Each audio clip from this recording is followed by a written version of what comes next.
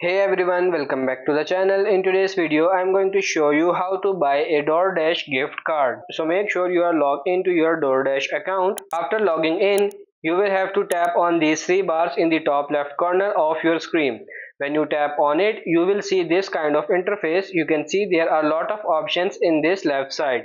Just simply tap on this gift card here and it will take you on this page. Now you will see a button that says buy gift card. Just simply click on it, buy gift card. Then here customize the gift card you wish to buy. First of all, select the kind or design of the card you wish to buy. Next, select the card value between $25 to $500.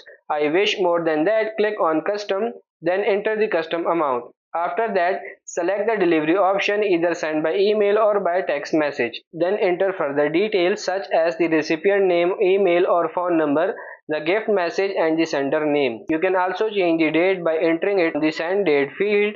After entering all the necessary information, click on the add to cart button and you are good to go. So that's pretty much it for this video. I hope this video was helpful. If it is, like it and subscribe to the channel. Thank you.